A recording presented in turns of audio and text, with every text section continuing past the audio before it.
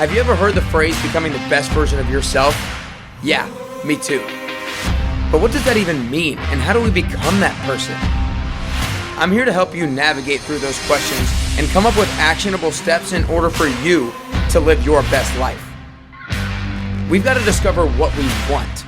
We've got to figure out a plan on how to get there, and then we have to go. We can't just sit and wait any longer. Life won't wait on us.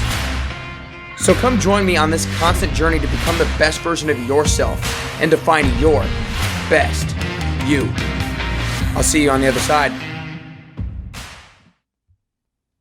All right, what's up, everybody? Welcome back to Nick Carrier's Best You podcast. I'm fired up today for this special interview. I've got the man Marcus Whitney with me here today. And Marcus is the CEO of Health Further, the co-owner of Nashville Soccer Club, podcast host, speaker, and a bunch of other things that we'll get into and talk about today. Well, I appreciate you spending the time with me here today, Marcus. Thanks for having me, man. Yeah, appreciate man, definitely. We're going to talk about entrepreneurship, challenges, a little bit of soccer, a little bit of martial arts, a little bit of everything today. So I'm super stoked to get into all of it. But basically where I want to start is you moved to Nashville back in 2000, correct? Yep, that's right. And when you were 24 years old. That's right. And you were a college dropout. Yep, you that's had right. one child, another child on the way. That's so right.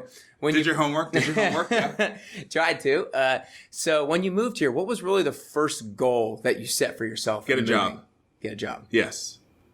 Get a job. Okay. I got a job as soon as I got here. Any kind of job. Any kind of job. I was waiting tables at a couple of restaurants in Atlanta. They happened to have both of those restaurants here. I walked on the floor and got jobs at both of those restaurants. The very first day I got here, I got the Rio Bravo, which is a Mexican joint. I got that job as soon as I drove into town. So I accomplished goal one right away. Okay. Yeah, that was goal one. And then after that, it was just like figuring out what the hell I was doing. But like, the first thing was make money. Yeah. So it was like get your foot in the door. And then when you started the job, was there anything like, how did you figure out what you wanted to learn, what kind of skill you wanted to develop and that sort of thing? I mean, I think it was necessity driven, right? So the circumstance was I was new to town. I didn't have credentials, right? And I needed to find a way to make more money than I was making more consistently with the talents that I had. And so that sort of set of circumstances led me to think about computer programming. And I think also the timing, because it was the year 2000, there was a whole bunch of talk about Y2K. The internet was just starting to like make sense to people. Mm-hmm. And so it was the combination of all of those circumstances that led me to, hey, I think I'll do computer programming. I mean, I definitely was not like, I'm going to start a business, right, and be a business guy in this town where I know nobody. So I like you said it came out of a level of necessity, right? For sure. Because I think that's really important, because I think a lot of people, especially if you grow up relatively fortunate, you don't ever have that necessary level of necessity. So talk about maybe the importance of having that extra push in order to try something you maybe wouldn't have tried if you didn't have that necessity level. Yeah, I always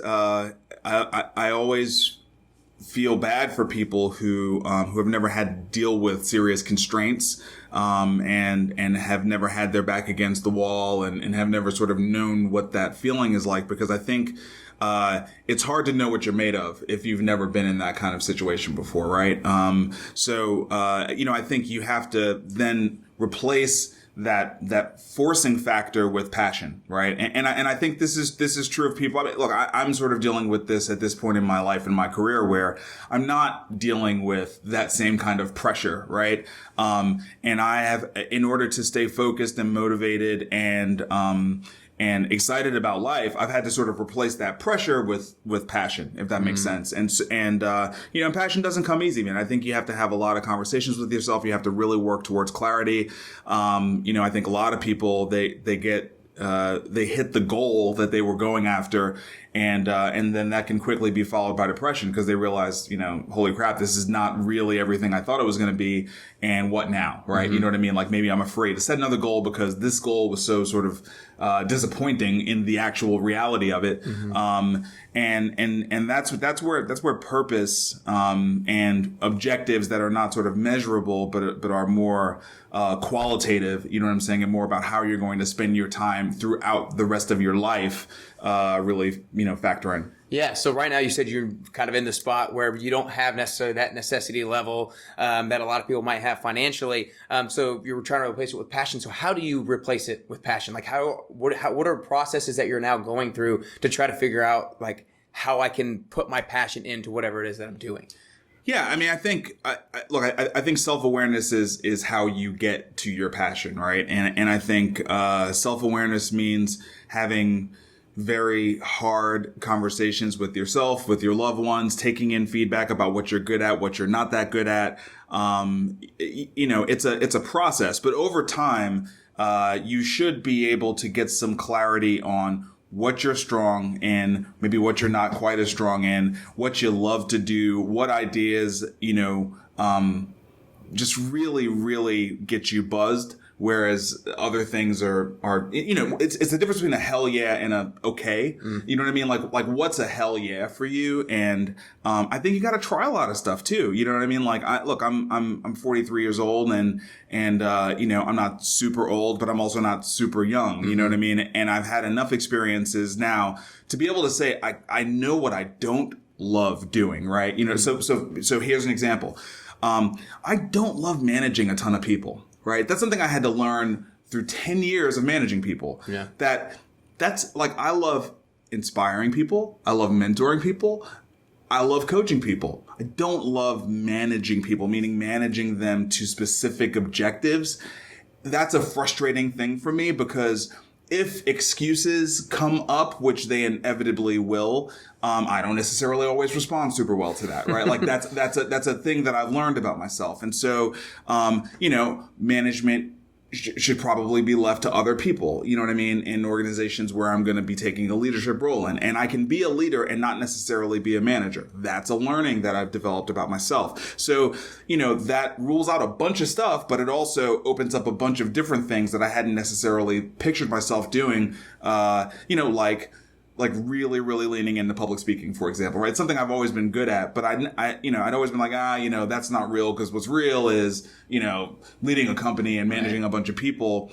But, truthfully, where my strengths lie is I should be in front of a camera. I should be on a stage. Like that's where I'm going to be massively, effective. And so I think it's just, having a lot of experiences and learning over time, what drives you and what and the intersection of, what you love to do, what you're really good at, what the world needs, and what you're going to get paid for, right? Yeah. No, I think what you said, it's the trial and error. You got to try things because, and you said it perfectly. A lot of times you have to figure out what you don't want to do until you know what your actual passion is, what you do want to do. That's right.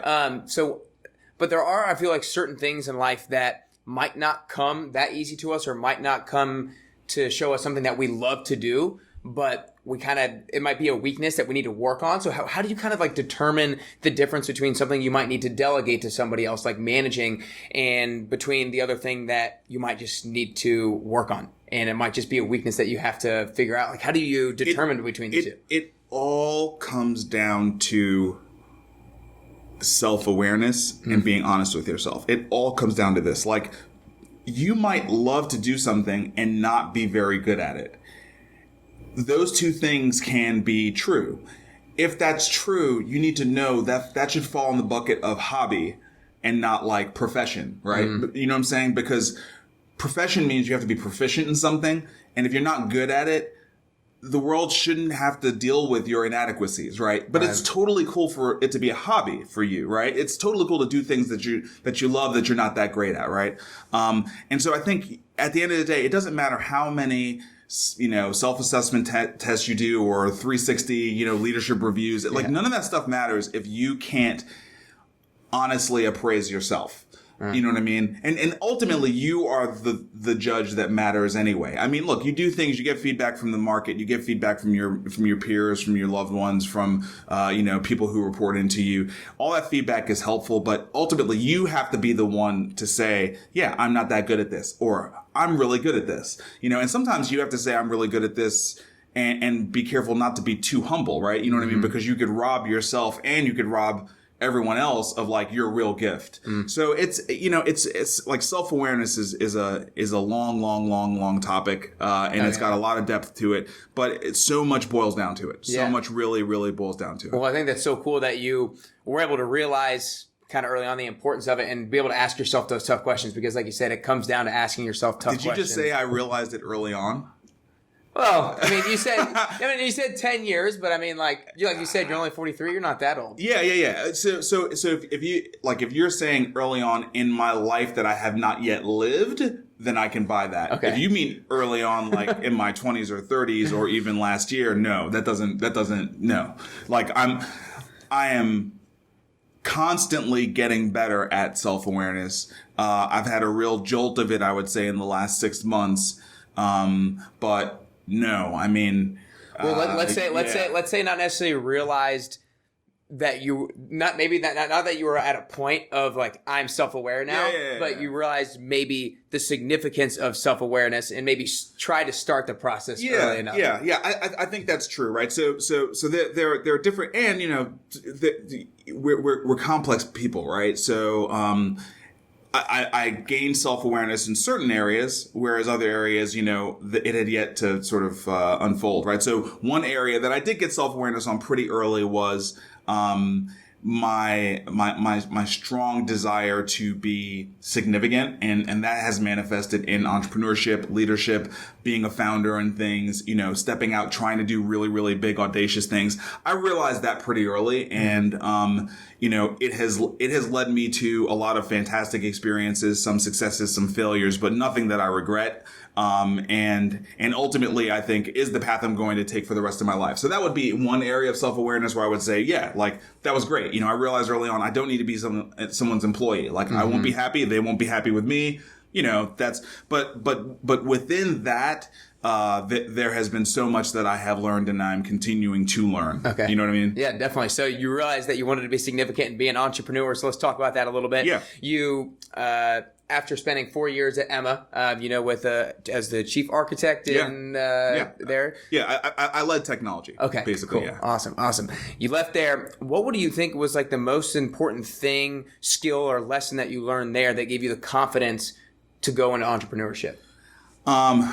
You know, probably the thing that I developed there was a ridiculous work ethic, and also the importance of culture and in creating a place where people have fun, especially in the early days, right? So, I joined them in 2003. They had been around for about a year, but in that year, it wasn't even really like a company named Emma. They were an agency called Cold Feet Creative, and Emma was a product that they had launched and they were figuring out, but they were slowly coming around to, you know, saying the agency needs to die. Emma's going to be the thing. When I first started there, my card said Cold Feet Creative. Like, so that's sort of where everything was then. You know, it was super hard when we started. You know, money was super tight. The product was not good. It didn't work. It didn't work for the first year that I was there. I mean, it worked, but like it didn't work. And we didn't have money to just buy solutions. So it was a lot of grit and ingenuity and working with open source software that is not well documented and definitely not well supported. It was hard. It was really, really hard. And we didn't have a ton of resources available to us. So the thing that got us by was the love that everyone on the team had for everyone else. And that really did stick with me. It was something that I think in every venture that I've done since, at least in like that first year of it, I've implemented, right? Which is just this importance of the people that are working on it, getting along and really kind of creating a family. Now, what I didn't get a whole lot of was I didn't get a whole lot of what to do next. And I kind of consistently had challenges there. You know what I mean? Like getting out of that family phase into the, okay, we're a real company. Now what do we do? You know, it's not all about love. It's about merit and talent. You know, that's a difficult transition for early stage companies to go through. I've now been through it several times and it's always really, really difficult. I think now I go into it much more knowledgeable about sort of the inevitability of that transition. And so I think I'll be better the next time I do something like that. But yeah, you know, those are the kinds of things that I learned. Just the importance of culture and hard work. Yeah, well, so talk a little bit about that transition, because I'm not familiar with it, having never done that or been through it with any kind of company. Or so, what exactly do you mean? Like, what's the biggest challenge in making the culture shift from like love to merit and talent? Yeah, so in the very beginning, it's just an idea. There's no proof in the market that this is real, and it's a lot more like a religion than a company, right? So the people who are there, they're just there because they believe in you like so much, and they believe in the mission, and they feel like it's a calling and it's an adventure. That's what it's about. Then you get some success, and like you can't still operate the company that way, and usually you can't operate the company with the same people. And it becomes painfully aware to everybody, but nobody is prepared for that, and no one has communicated that at the onset, because you kind of can't. And so it's just a difficult transition. It's always a difficult transition because you get to this point where people sort of hit their limits. The company inevitably changes as you add more people. That creates different dynamics.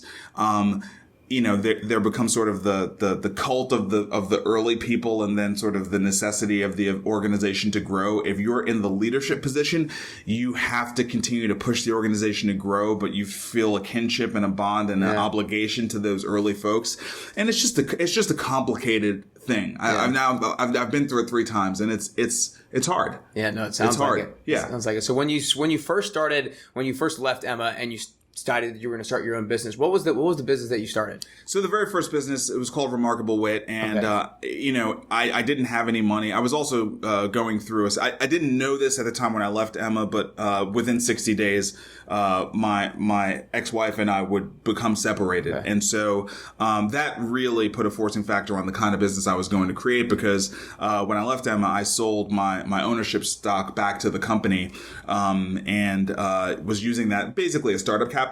But with the separation, sort of immediately, a good percentage of that started going into alimony. So that significantly impacted, the runway I had. And so it was really an eat what you kill kind of business. It was, I was using my skills as a leader in technology to help organizations build software. And that was, staff augmentation, product management, software architecture, getting buy-in from different stakeholders in their organizations. And so, that's what it was. And it was just you? It was just me, and then sort of at the height, I built it up to about 10 employees, doing probably 1.5 million in revenue before we got assumed into a venture-backed company that was a client of ours, that had raised $10 million, and basically it was a mistake that I made where I let them represent more revenue than they should have, and I kind of got sucked in. But I got some ownership, I got some lessons, I got to spend a lot of time in Boston and San Francisco and learn a ton. So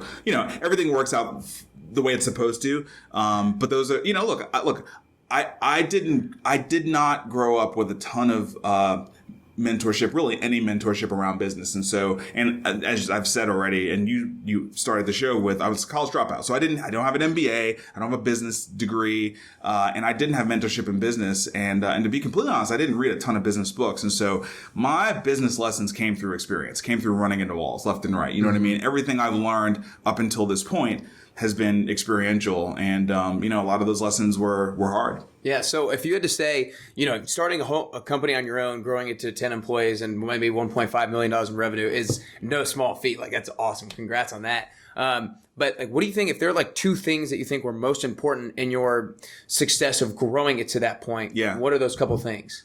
Well, it goes back to that family piece. So, all those people who were with me back then, we were like a gang. I mean, like legit. We were camped out in this really crappy office back in East Nashville on Fatherland.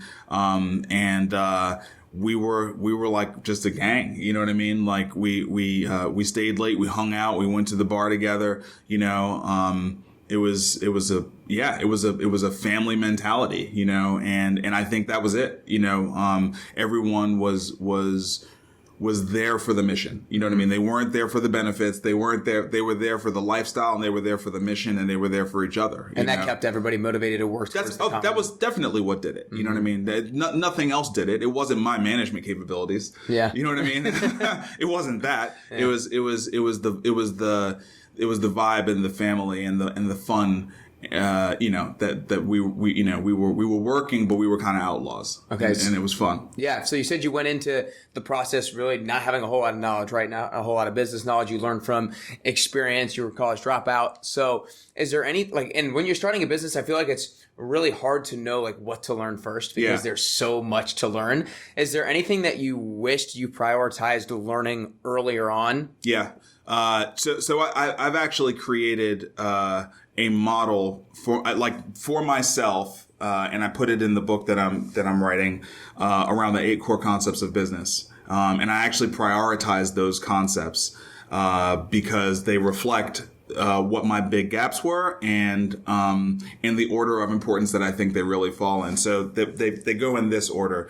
Number 1 is leadership. Number 2 is finance. Then operations, then growth, then product, then service, then sales, then marketing. Wow. So those are the 8 things. Like if you're going to be an entrepreneur, you have got to understand all 8 of those. You're not going to be great at all 8, but you have to understand them all.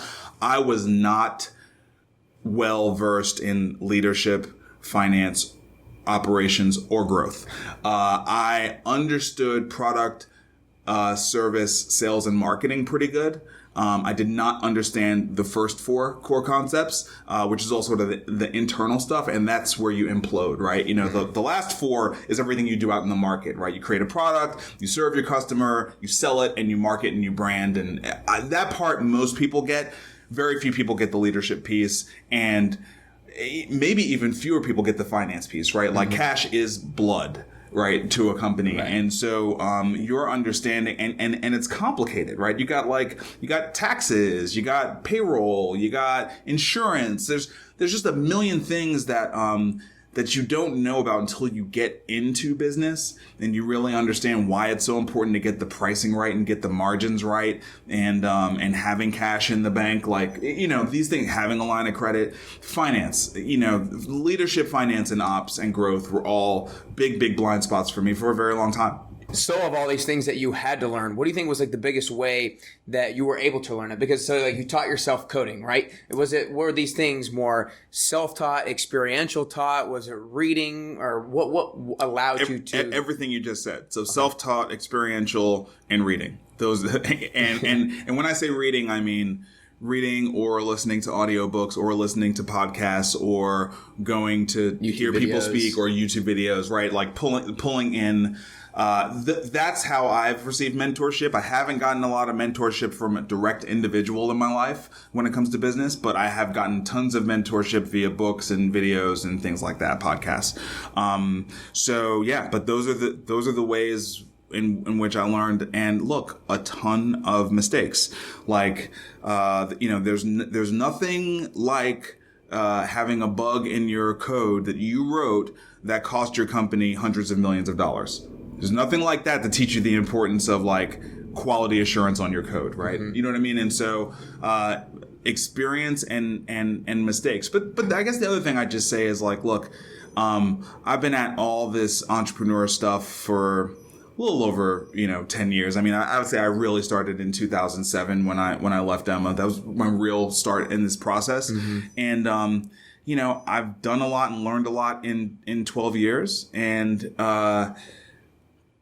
I have another 30 or 40 to go. You know what I'm saying? Right. So like, you survive the mistakes. That's like the important thing is like, look, the mistake, they're not fun. They're not fun. They're embarrassing. They're humbling. They hurt.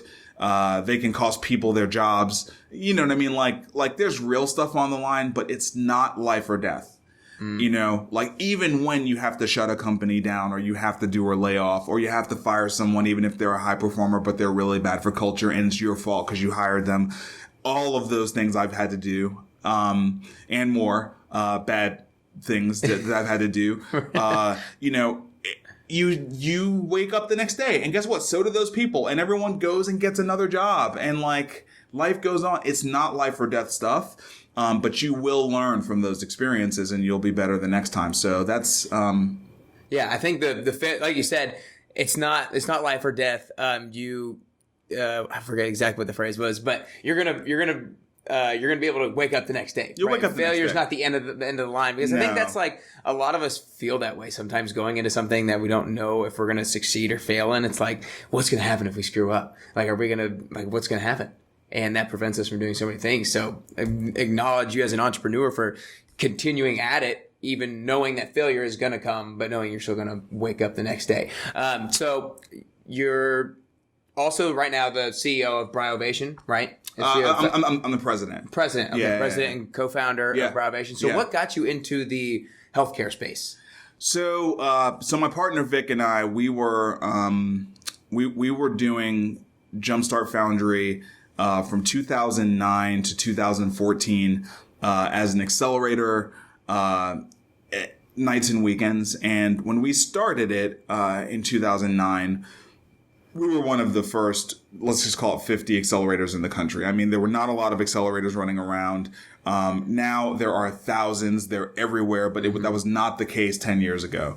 And so we were getting deal flow from all over the world when we first started. Wow. It was super fun. But it did not take long for it to go from us being one of 50 to one of thousands. And it took 5 years, basically.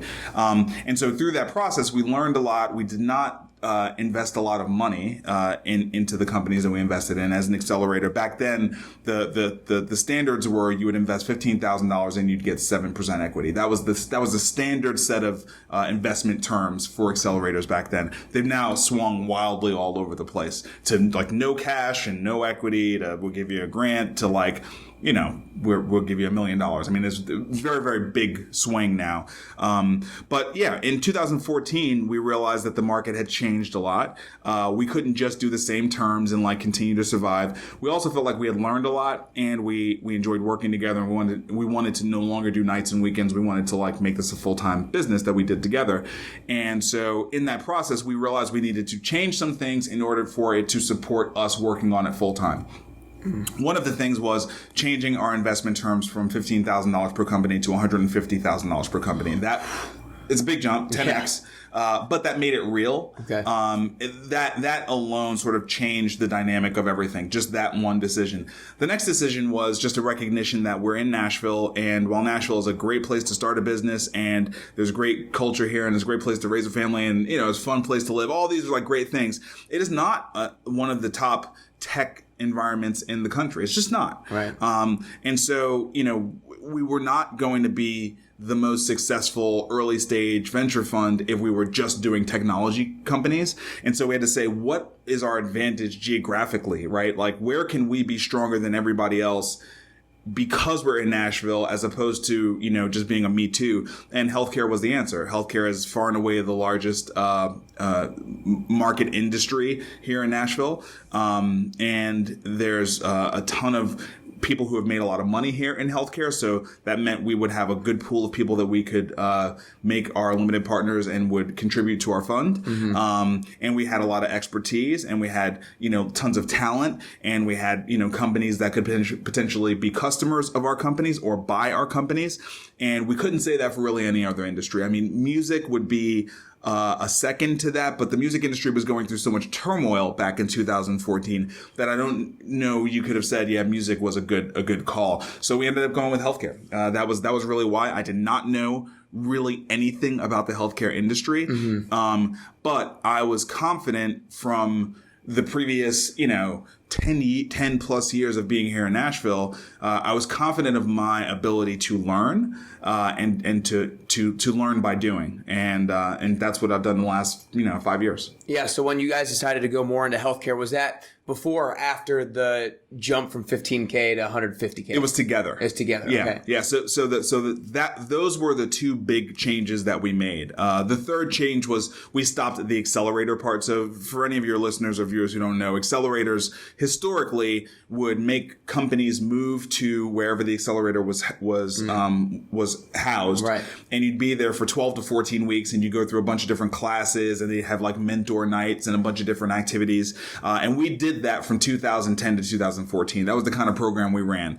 In 2015, we basically stopped that. And in 2016, we completely stopped that. So that was another big thing. We just really became a value-added investor and not this kind of classroom-oriented thing. Yeah, it's funny that you talked about that jump because I've recently heard something from, Grant Cardone. Yeah. His thing is 10x, so it's funny that's the exact same number. But he was talking about how businesses sometimes to make the jump, it's like you can't just say I'm going to go from 15 to like 20,000. Sometimes you have to make it that like huge next jump because then everything has to change. And when everything has to change, that's when you can actually start making. And he related it to like if somebody's just like selling pancakes at a store, it can't just be like we're gonna get like one other store. It can't just be like we're gonna expand the square footage of our current store. It's that we're gonna take it to like 100 stores because then everything has to change. That's right.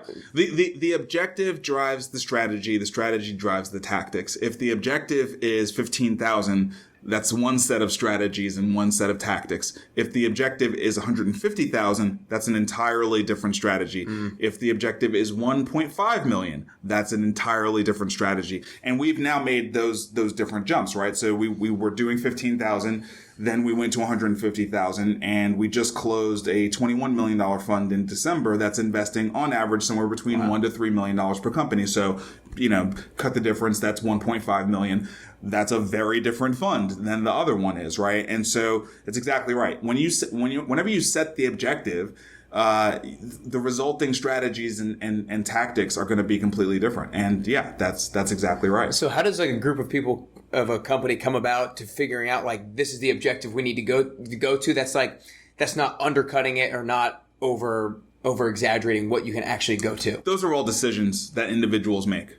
Period. I mean, like our decision to do 150K, to be completely honest, was just arbitrary. There's no driving factor behind that other than, the 10x number is nice, but it was just sort of a recognition that was where we needed to go in order to stand out and be real. There were other comparable, organizations out there in the market that we could look to and say, well, they're doing around that amount and that, so there were some signals to us, but ultimately, people choose what they want to be based on themselves. You know what I mean? Like we could have dug our heels in and said, no, we're going to be 15K and we're going to keep doing it. I mean, we very well could have done that.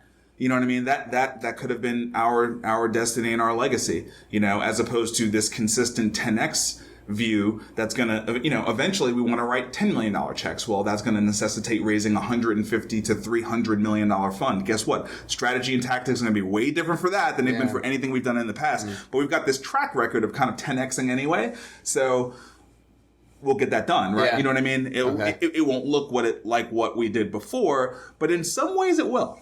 Yeah. In some interesting ways, there will be something consistent to it, right? Yeah, gotcha. Cool. Well, I want to make sure I get into the Nashville Soccer Club. Yep. And I've read a little bit about the story of, how you got into it and everything like that. But I want you to kind of talk about That's another 10X story, by the way. That's awesome. Well, how did you go into a little bit about the decision of kind of going into ownership with Nashville Soccer Club? Yeah. So I played soccer when I was a kid. I grew up in Brooklyn, New York, and soccer was my very first sport. So I had a lot of, childhood fondness for the sport. But to be completely honest, when I grew up, they were not showing soccer on TV. And so by the time I got to high school, I was shifted, like literally the coaches conspired between soccer coaches and football coaches to shift me from soccer to football. Oh, wow. I ended up playing defensive end and loved it, but I sort of lost my connection to the sport. Fast forward to 2013. And, I was just working my ass off, traveling all over the place. And, my kids were still here, and I just felt like I did not have connectivity to them. And also I didn't have anything that was just like fun in my life. Like my life, it just wasn't really, really very fun right then. And so I had a friend that I met through business who, he was a fan of Manchester United. And so he and I just started like watching soccer games, in my search for fun. And I was like, man, the sport has come a long way, since when I've last followed. And I was like, I should pick up a team, but, I didn't want to pick Manchester United. So I ended up choosing Tottenham Hotspur. And so that gave us a little rivalry. And then I started, when I was in town, I was like, I wonder if there are people who are here in Nashville who watch soccer. And then I found, this group of people who watched it. And then I started bringing my kids to those games. And so it really started as just sort of a way for me to have fun and for me to reconnect with my kids and to have something for us to sort of celebrate.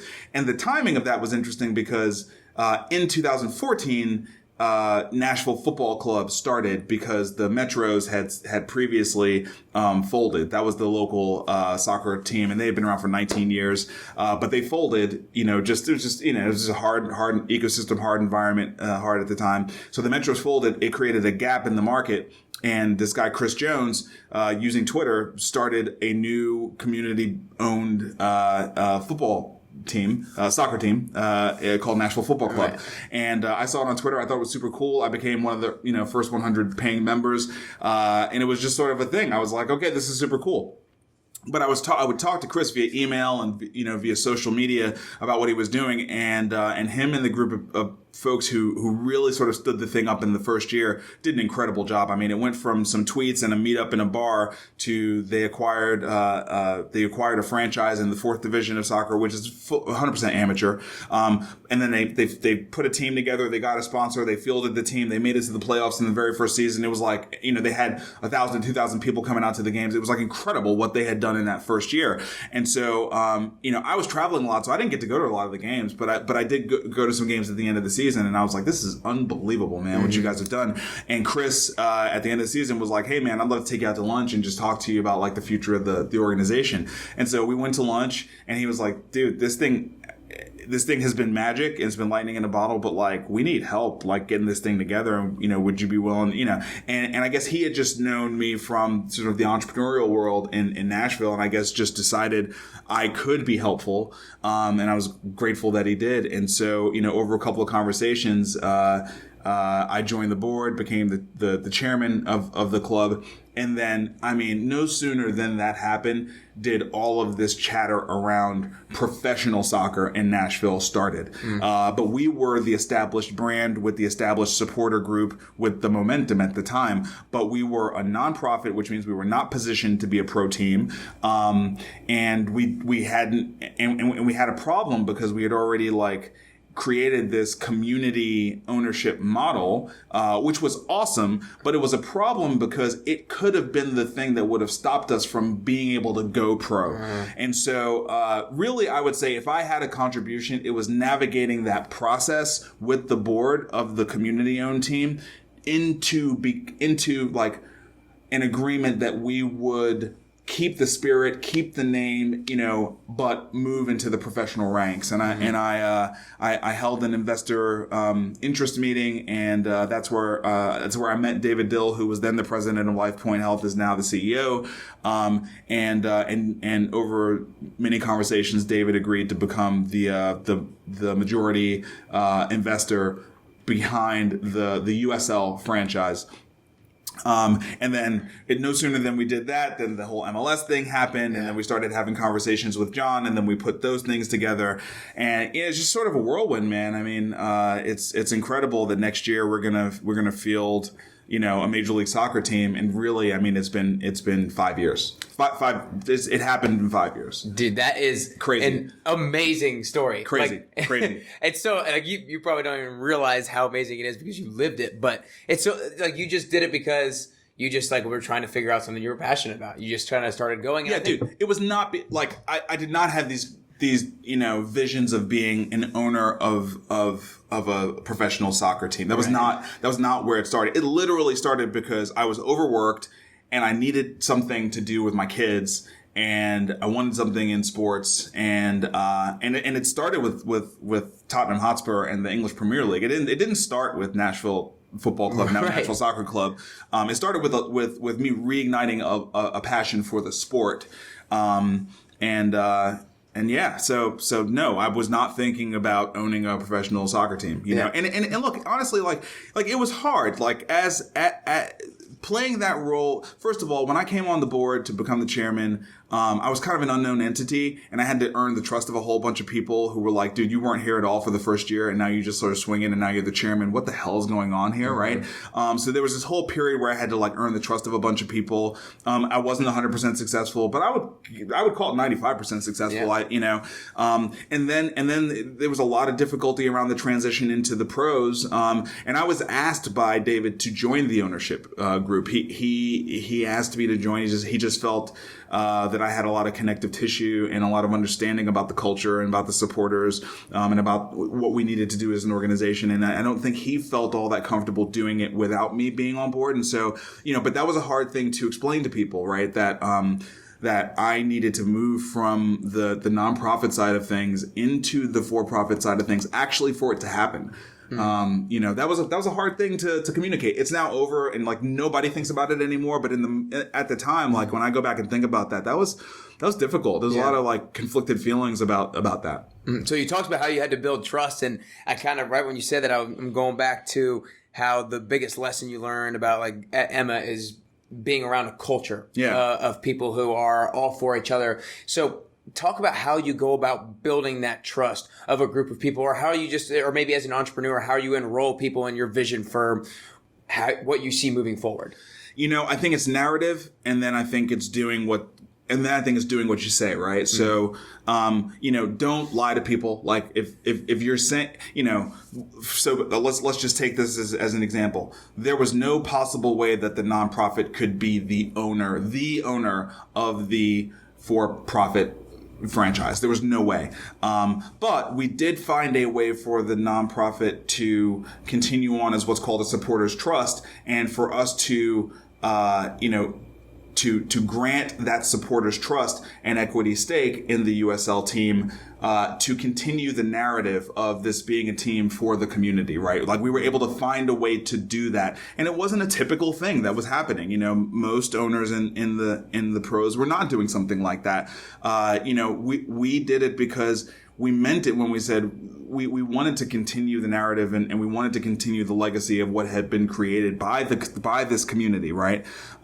So I think that's it. I think you have to come up with a narrative that is authentic and real, and then you have to do the things that you say in the narrative, right? Mm-hmm. And I think when you do that enough, people say, okay, you said this and then you did this. You said this and then you did this, and we didn't get 100% of it right, but if the intent is right, you'll get most of it right. Yeah. If the intent is right, you'll get most of it right. And that's what people are looking for. They're looking for consistency. Yeah. So I think what I'm hearing is like kind of being aware enough to figure out what other people in an organization or on a team are kind of looking for, and find something that they're going to rally around and support. Yeah. And understanding what they care about, right? Mm-hmm. I mean, like, they're the hero in the story, not you. Right. Yeah.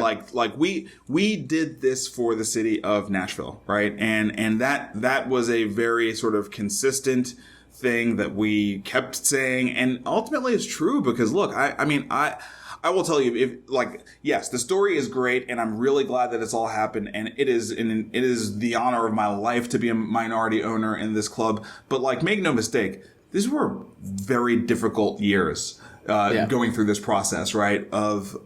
You're talking about negotiating just difficult things, and it was hard,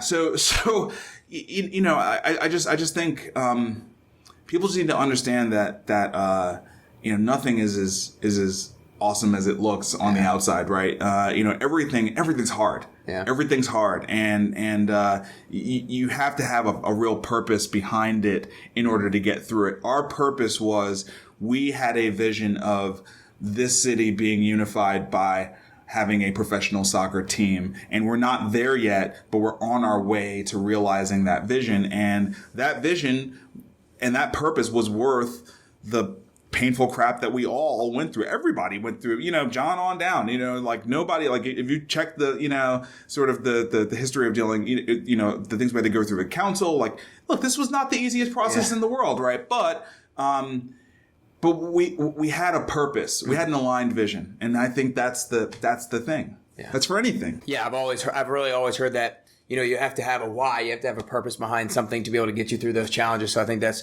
obviously shown true in your life. But so you're somebody who has a crap ton going on, right?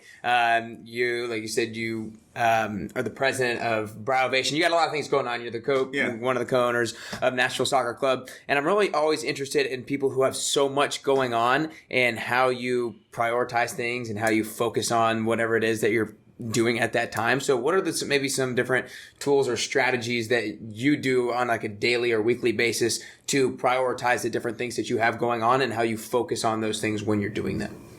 Yeah, so I put together. I want to come back to I have a lot of things going on because I got something to say about that. But okay. But let me just answer the question first, which is I put together a time budget, and a time budget is really let's talk about objective strategy tactics again, right? So the objective of a time budget is to really spend time thinking about how you spend time. That's it, right? And I think a lot of people feel out of control because they don't carve out the time to think about how they spend their time. So it's a little meta, right? But it is something that I have developed as a practice, and it may be one of the most consistent practices I've developed over the last 20 years. Wow. Is spending a lot of time in my calendar. Just a ton of time in my calendar, and not just booking appointments and checking for conflicts, but looking at the categories of time, right? And how I'm spending my time, and does my calendar reflect my ambitions? Does it reflect my priorities? Does it leave me vulnerable for not getting enough sleep, not eating well, not exercising, not spending enough time with my loved ones? So all of those things. And so that's the approach that I take. Now, you talked about having a lot going on. That's true. But interestingly enough, I think one of the things that a lot of people don't take into account or don't think about is what I really do is I'm a founder, right? And so I'm like the 0 to 45 miles per hour person, right? Once we hit a certain gear, I generally shift out of the driver's seat and into the passenger seat. And so there are lots of things that I have my name attached to because the benefit of being a founder is that you get ownership. That's the benefit of starting something that didn't exist prior to, is you get to be along for the ride, but you're not necessarily driving the car the entire time, right? So this is actually true in both of the primary things that I have going on right now, right? So let's just start with Nashville Soccer Club, right? The most critical thing that I did for that organization is what I told you, right? Is navigating us from an amateur, nonprofit, community-based organization into a professional, investor-owned and backed organization. At the close of that, my workload started to diminish, right? And there were still some pretty important things that we did. We hired the first CEO of the club. That was really important. But that CEO then kind of took over the front office and then hired everybody else. And then we weren't running that part of it. Mm-hmm. A lot of stuff with the negotiations around the ownership group. Yes, I did. I was involved in those things. But once those were done, then that was kind of over. You know what I mean? And so, look, I think I get to now continue to be associated with it. But bro, I show up to games. Yeah. Like there's a full organization there. There's, our CEO ran Liverpool. Like goodness gracious, right? Right. Like he doesn't need me in his shorts telling him how to do things, right? Mm-hmm. You know what I'm saying? So that's the thing. I'm a founder. That's what I do. I do that early piece. And the same is true in Browvation and Health Further and Jumpstart, right? Like I am not the managing director of our $21 million fund. That's a gentleman named Dave Vreeland, who is a healthcare executive with decades of experience, and also of pretty good net worth himself, and was successful in leading the capital raise for our first Series A fund. And it's my job to, create a platform and a narrative that can attract a person of his capability to come on board and partner with us to help grow our platform. Now, I have I'm Vic and I are the majority owners of that company, but we have to continue to figure out ways to bring in people better than us to grow it. And that's sort of what I focus on and do now. And then, like from a life perspective, my youngest just graduated from high school, and so I actually have a ton of time on my hands right now. It's interesting and it's great. I'm at this really interesting place where I'm very much thinking about the next 20 years. Wow. Right? I'm very much thinking about the next 20 years and the impact that I want to have, and what I've learned from the last 20 years, and what strengths I know I have, what weaknesses I know I have, and how to design these next 20 years very differently than I designed the last ones. Work smart more than work hard. But, I like working hard, but, I'm actually really interested in being healthy. I mean, we haven't spent any time talking about health and wellness, but it's probably my biggest focus right now is, I want to spend 3 to 4 hours a day, at least Monday through Friday, on my fitness. And so I need to design a life that kind of supports that. That's really important to me. So, yeah. Yeah, well, you'll probably have a chance to talk about that a little bit here. I'm glad that you've been thinking 20 years down the road, because that segues nicely into this question. Second to last question. We touched on you're 43 years old. In 10 years, you're going to be 53. Yeah. So what does 53-year-old Marcus Whitney look like? What have you done? What have you accomplished? And what are you currently doing? Yeah. So I'll be completely honest. I've spent the last 10 years in particular, right? I spent the last 10 years learning how to be an entrepreneur, building my brand, and working mostly for equity. I've not been focused on working for cash. I've been working for building value in venture assets that will be long-term, wealth producing. I feel pretty good about what I've done over the last 10 years in that category. Yeah. I think I'm in pretty good shape there. So I really don't I just want to continue to grow those assets that I already have. So I'm not really looking to do a ton more of that. I'm actually much more interested in optimizing my short and midterm cash. So the businesses that I end up designing going forward are going to have a very different design. They probably won't be as capital intensive as what I've sort of done so far. And they'll be focused more on cash generation. So that's one thing. I think the other thing is, at 43, a lot of stuff in your 40s, a lot of stuff starts happening to your body. And I think this is the reason why I want to spend 3 to 4 hours a day, Monday through Friday, on my body is because I think this is the inflection point that will decide what my 60s, 70s, and 80s are going to be like.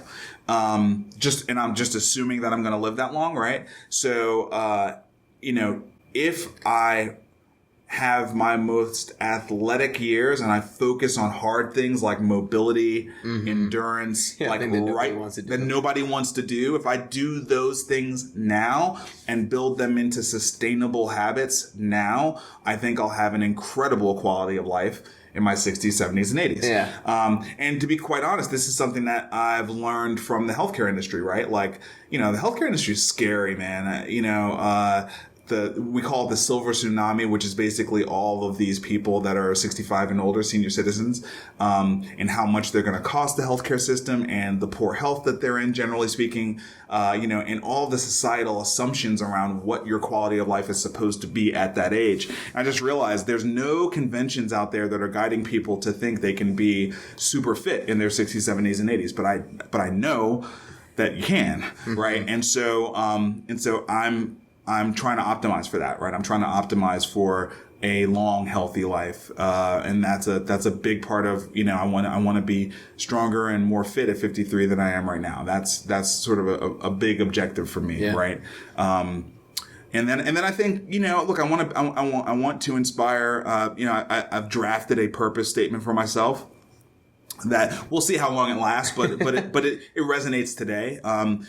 Which is to inspire good people to develop their self-efficacy. Self-efficacy is a fancy word for believing in their ability to achieve goals, which I really find as like the thing that I am most passionate about. And when I say passionate, I mean it is the thing that most annoys me. Like when I meet someone and they are beating themselves up, that is really frustrating for me. I just because I know what humans are capable of, but man, narrative is a big deal. You know what I mean? The story we have and the conversation we have running around in our head is a big, big deal. And so, I'm trying to live a life and that will inspire other people. Like that's my goal in doing this show or doing any of these shows, right? Is to, hopefully inspire someone to believe in themselves more and to know that they can accomplish more than they even think they can. Yeah, well, I love those priorities that you have moving forward, and there's a lot we unfortunately didn't get to touch on health and wellness, some of your own podcasts. Sure. And speaking that I'll have to have you on a little bit further down the road and talk more about that. But I want to make sure I respect your time. But I want to acknowledge you first, Marcus, for being the person who was driven out of necessity, and then finding a way to now transition that into passion and doing things that you so strongly believe in. And now you're going to be, giving back to, you love giving back to other people to make sure that they know that they can reach their goals because you've seen it's possible through hard work, through finding a purpose that means something to you and the other people around you, and then learning from your failures and keep going on. Thanks, man. So I think Appreciate it's awesome. But the last question that I want to ask you is, the podcast is called The Best You Podcast. I believe that we're all on a constant journey to chase down the best version of ourselves. I don't think we're actually ever there to that best version. Maybe on the last day, hopefully we got close enough. So what I want to ask for you personally is if you could currently work on or do 3 things to get closer to that best version of yourself. What are those 3 things that you could currently do or 3 things you could currently work on? Are they things I'm not doing? No, it could be you're currly doing and you just want to do more of, or you're not doing. Well, I feel pretty good about the things that I'm doing or not doing. So one of the things that has definitely, I think, brought out a best version of myself is I stopped drinking 6 months ago, and that's been really good for me. Just the impact of waking up without any sluggishness, the clarity, the ability to be self-aware, and the health benefits have been significant. So that's one thing for me. I'm not saying for anyone else, but for me, that's been a big best me kind of thing. I'm 30 days into daily meditation. That's been really great, primarily for helping me to observe myself and to develop the practice of observing myself and not judging myself, but just sort of being able to watch myself. It's helped with self-awareness a lot. It's helped with me, sort of being able to contemplate the habits that I have. So that's a real big one. And then I'd say the third one that I really want to work more on. I've started down this path, but I want to work more on is nutrition. I think garbage in, garbage out, right? And what we put in our bodies is massively, massively important. And I think I've come a long way on this. And we had talked a little bit before the show started about intermittent fasting, which I think has been incredible for me, and not eating meat Monday through Friday. But it's probably the one thing I'm thinking most about right now because I'm not super satisfied with my current, my current practice, my habits around nutrition. So that's probably the third one that I really want to work more on is nutrition. So look, for me, man, wellness basically translates into all the other things. It basically drives how I show up in the world in all these other areas. And so, maybe 10 years ago, I would have said nothing about wellness. It would have been all about, entrepreneurship and code or revenue or whatever. And, I'm now at this point in my life where I understand sort of the driving force behind success.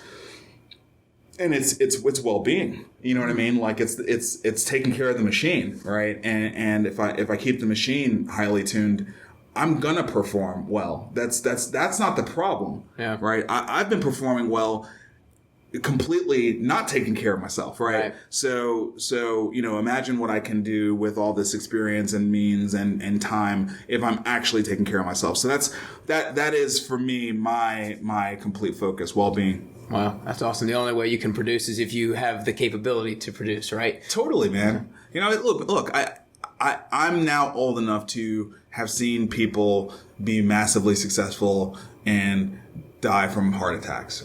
You know what I mean? Like right when they were getting ready to enjoy their life. And, look, nobody knows. None of us know when we're going to die, right? You can do everything right and something crazy can happen genetically or viral or bacterial or get hit by a car or plane crash or a million things can happen, but you don't have to contribute to it. You know what I mean? Yeah. A million things can happen, but you don't have to be a contributing factor to it. And, that's... Look, and also just on a day-to-day basis, it's not about living healthy today for a future me. I feel better today. Yeah. You know what I mean? I feel clearer today. I feel like I can have a better conversation with you today because of that, right? So yeah, well-being really, I think, drives most of this stuff. Yeah. Well, that's amazing, dude. I love it. That's all we got. Appreciate you coming in. Hey, man, my pleasure. Thank you. Yeah.